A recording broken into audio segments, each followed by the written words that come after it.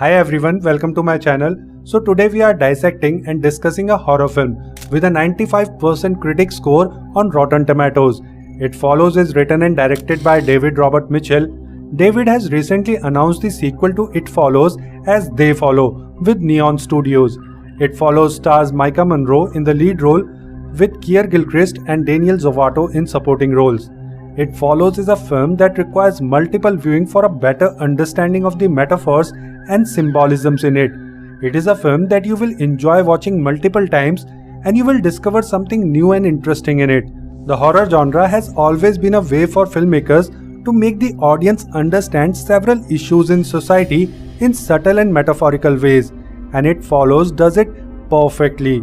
It touches on numerous dark themes like peer pressure, sexual assault, women's purity, and conservative mindset around sex and virginity, making it even more horrifying and some ways triggering for the audience. It Follows is a story about a curse that is transmitted from one person to another during sexual intercourse, and once you are done with the intercourse, this supernatural entity keeps on following you until you are killed by them.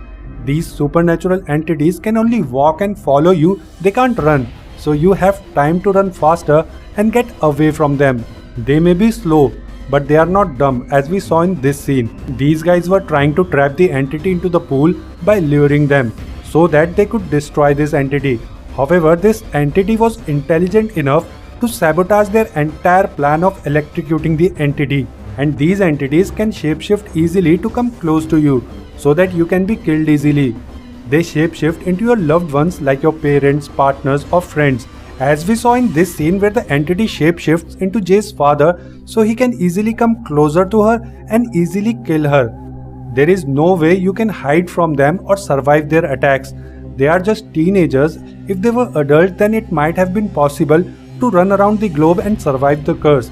But for these school-going teenagers, it's very difficult. The only way to survive is to have sex with someone else, because once you have sex with someone, this curse is transferred from you to that person you just had sex with, just like it got transferred to you from someone. But the catch is that if the entity kills that person, it comes back to the queue to kill you and goes further back by killing everyone to the person from whom this curse originated. So these set of rules are laid out throughout the movie, and the film strictly follows these rules. However, you must be thinking, what if a person has sex with more than one person at the same time? Or does the curse transfer through semen? What if you are using protection, and what if you did not drop it? Then what?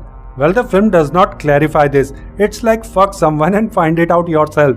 Decode it yourself. This is one of the strengths of It Follows. It never spoon feeds you. You have to use your brains. For a concept like this where a curse is transferred through sexual intercourse, most filmmakers will find it as an excuse to add nudity and steamy scenes to the film. And It Follows is an adult rating film, so this is another excuse to exploit the actresses. Frontal upper body nudity and naked butts are so common in horror movies, but thank God there are some decent filmmakers like David who avoid such cliche tropes of horror. Okay, there are some sex scenes here, but they are not steamy, they are very cold, emotionally unavailable and affectionless. And to be honest, how can you have steamy sex when the death sword is hanging on your neck? When you are making out, you are giving the curse to another person, you are signing off their death warrant. If they die, you are responsible for their death. How's yours even going to stand up with so much stress and guilt? And if you don't indulge in sex, then you are not safe, and you can see the entity coming for you and you might get killed. Okay, so there is only one steamy scene in the beginning. When Jay meets Hugh, they spend the day together, then later at night, they kiss. And this is the only time when you can feel the passion. Then they get inside the car to clap cheeks. Now this is the time when most of the films will follow the same old tropes, but It Follows doesn't fall into the cliche genre trope and subverts our expectation. Mostly in such scenes, the couples are having the best time of their life, they're happy, the girl breaks her virginity and then she gets brutally murdered without clothes.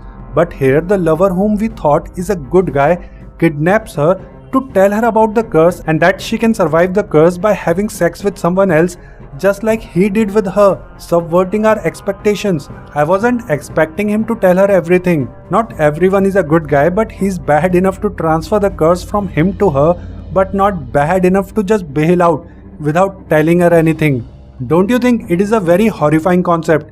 Even if you did transfer the curse to someone else, you are still not safe, because the entity will return to kill you, and you will always live in fear, always looking at your shoulders. You won't be able to sleep, you will be afraid of strangers who are just walking, and you will be afraid to get close to anyone because the entity can be anyone. And the imagery is even more horrifying. This entity kills people very brutally. It's not like you are going to get an easy death. You are going to be murdered brutally with broken bones, making you unrecognizable. The whole discussion and theories I've seen on the internet, at least on a surface level around it, follows is that the big metaphor is that it's a film representing a sexually transmitted disease, which I disagree with. Yeah, the curse is transferred through sexual intercourse, just like STD. You have to indulge yourself in intercourse with strangers, and that's how you get STDs. But the curse will kill you. It's not like you can have sex with 20 strangers and add them to queue. The curse is only transferred from person to person on a one-on-one basis. There is no way you can survive that. On the other hand, people can recover from STDs with proper medication. It's not deadly. But from this curse, I think no matter what, it's coming back to get you. Sexually transmitted diseases like HIV are already demonized in society, and by implying this theory, you are demonizing it even more. This curse, this demon, this entity is a monster that's coming for you, and you're forced to transfer this curse to another person through sexual intercourse to save yourself, and that's not the case with STD or even HIV. The more you dig deep into this theory, the more dense it sounds, and I don't vibe with it. If you want to understand what this film is about, you have to dig deeper and get into the roots of it. And once you start thinking deeper, you'll get to the root cause of it. Jay meets Hugh, they spend time together, and right after that, they clap cheeks. Hugh kidnaps her to tell her about the curse, and then he throws her outside her house in her undies. This scene, don't you think, implies sexual assault? I know the sex between them was consensual, but he manipulated her to have sex with him so that he could transfer the curse to her. How can you think of it as consensual? That's how predators work.